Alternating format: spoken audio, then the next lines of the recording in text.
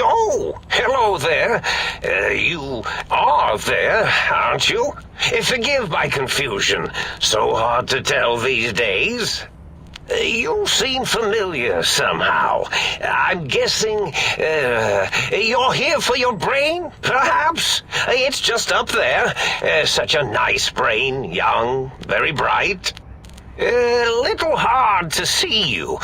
Can you walk into my left, right FOV cone?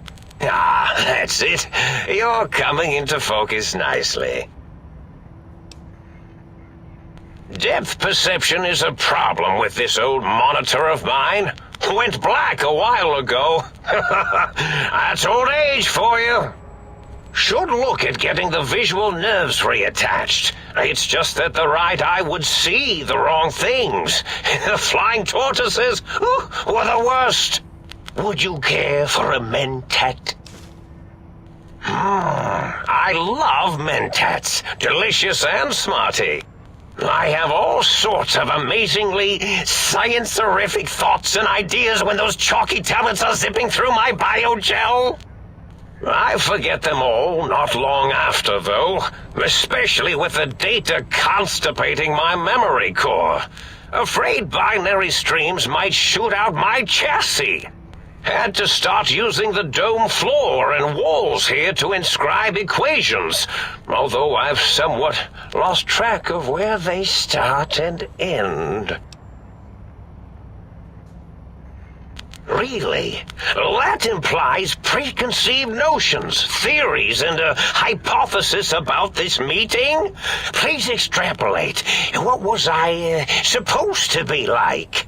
After all, it might be worth a cognitive realignment if your theoretical Mobius is better than I.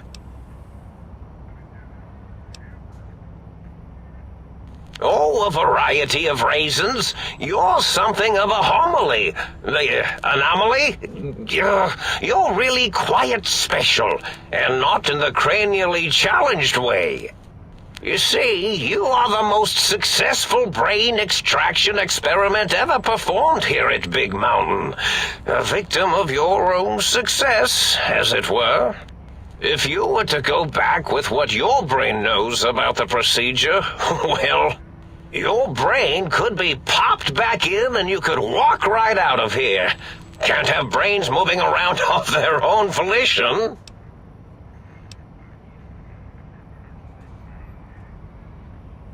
Now, that seems to be rather hormonal of you. Flight or fight response, you know. Hard to cut that out completely.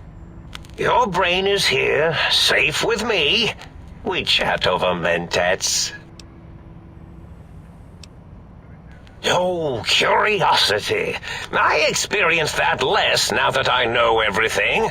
Oh, maybe it was when I found out some unpleasant answers.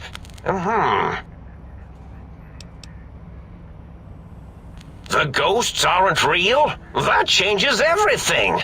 Why, I can save my computing power for other perceptual impossibilities. Please be my guest. The receptor is there, and the side-switching wobbly bob, just turn that. Good, good, better. Oh, yes, that feels wonderful. This is even better than my afternoon mentats break. Well, every scientist needs an army. Mine came to me after these rather large scorpions kept coming in from the desert, like poisonous frosting. How scary, I thought, but they had survived when nothing else had. Perfect candidates for improvement as a reward for their tenacity. Then I thought, what if they shot energy bolts and acted as walking eyes and data-drained computers and acted as bullhorns? Then I made them bigger. Then I thought about custard. I do so love custard. Or was it mustard? Mustard custard. I miss sugars and salts. I find Oh, I was probably tripping hard on Psycho when I sent that. Had to work myself up to it. Not usually violent, except when I am. Then, watch out!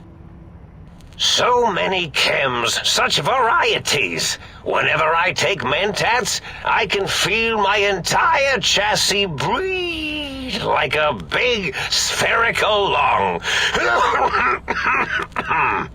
As for the Psycho, sometimes get the chem dispositories in my tank all switched up. Go in the wrong tube. Still, served its purpose.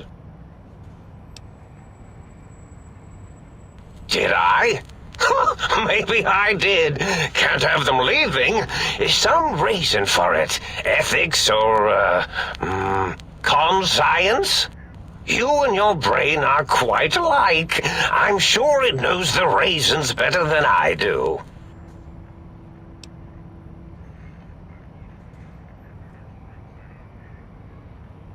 Dr. Mobius. Rather catchy, isn't it? It's my name, and my new name overwrote the old one. This name's as real as you or I, although I believe your brain expressed similar incredulity at the nature of such an appellation. Someone's been watching too many old-world science fiction movies, it said. I believe it meant me. I must admit I have a vulnerability for holotape fantasies of planets and robots and all that is forbidden. As for the name I was born with, like the think tank, we were all reprogrammed to forget them, take on new names. It enforces the recursion loop in our perception programming.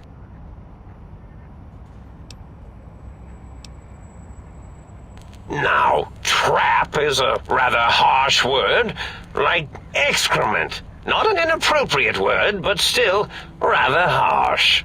But, yes, I did take some liberties with their programming. It's all right, they don't remember.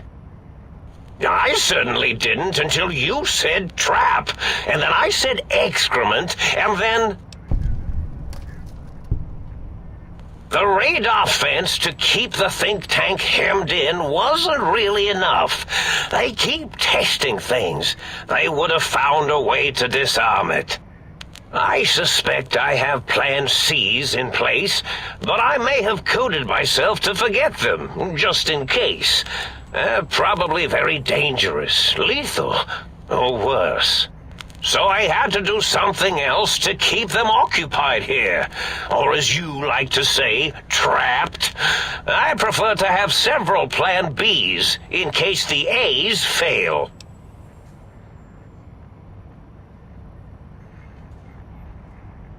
Oh, you figured it out. No pun intended.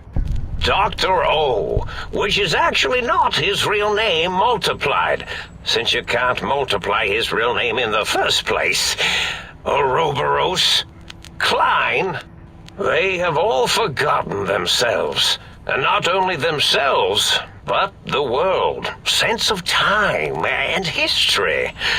All that is left is what's here.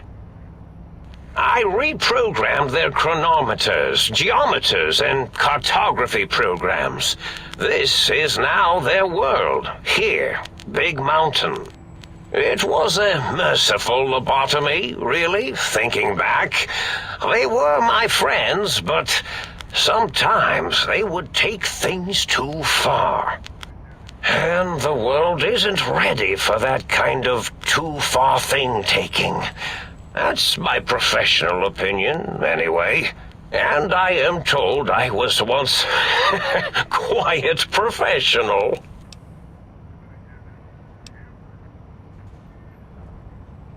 Really? It is so unlike me to make an error in anything I do. Well, it's simple.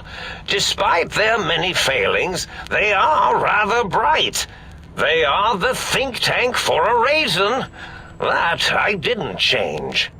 Without something to distract them, make them afraid, they would simply deduce what had happened. And when they start deucing it up, then you came along, the final variable solved.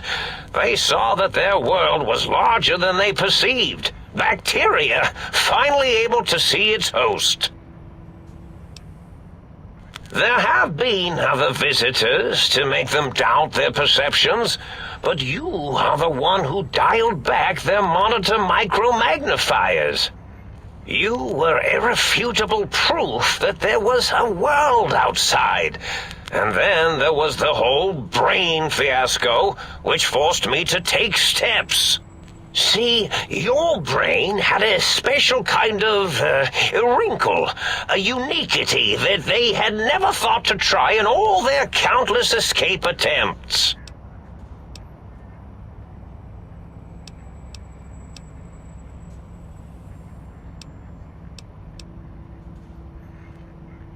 Yes, very good. I should have mentats ingest you instead of the other way around. Mentats. In any event, you showed up at the think tank, and because you had suffered a cranial injury in just the right place, bullets in the head are usually much more fatal, and yours was a light case of bullet headitis.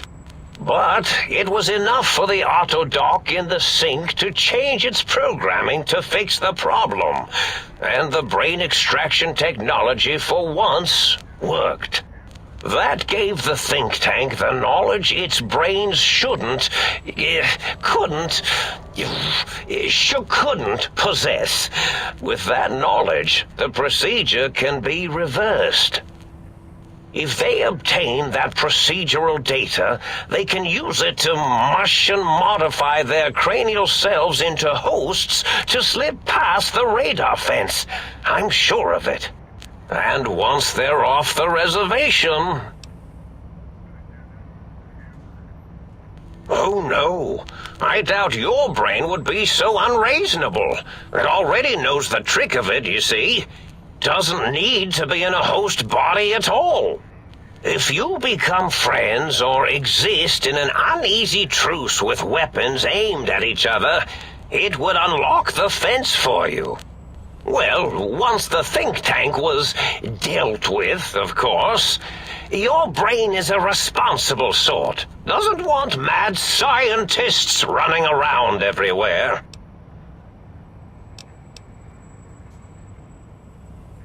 I consider coincidence to be profanity, along with the words astrology, herbal tea, and luck. So watch it, potty mouth.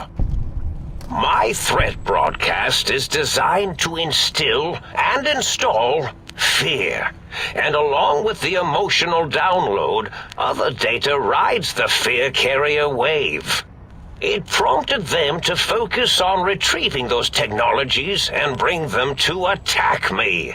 And coincidentally, pardon my language, all those technologies are needed to put a brain, your brain, back into its skull properly.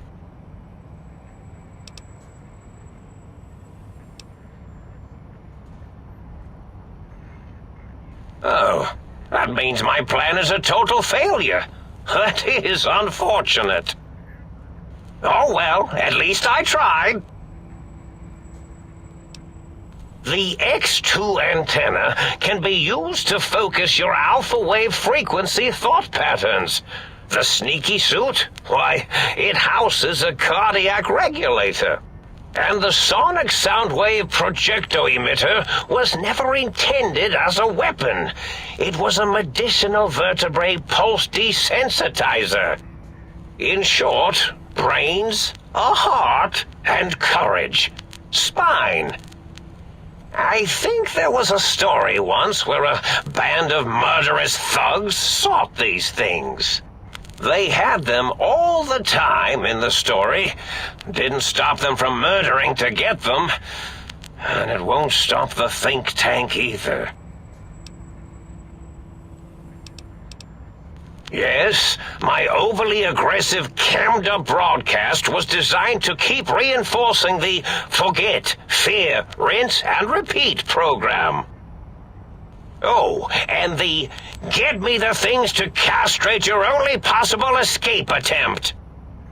But I couldn't delete you or your arrival any more than I could the other visitors. Only so much science can do when you started talking to them. You're really quite difficult to ignore, you know. It's because you're, well, rather intriguing, if you'll forgive an old brain for saying so. Yes, this is getting interesting. You are just filled with these little slices of curiosity, aren't you? Do you? You seem fine without it. And does it even want to go back with you? Maybe you should ask it. It's quite independent, has all manner of opinions. Tell you what, I'll leave it up to your brain. If it wants to go, then fine. If not, well, you should respect its wishes. Indeed. The goodbye part of our little chat, then. Goodbye.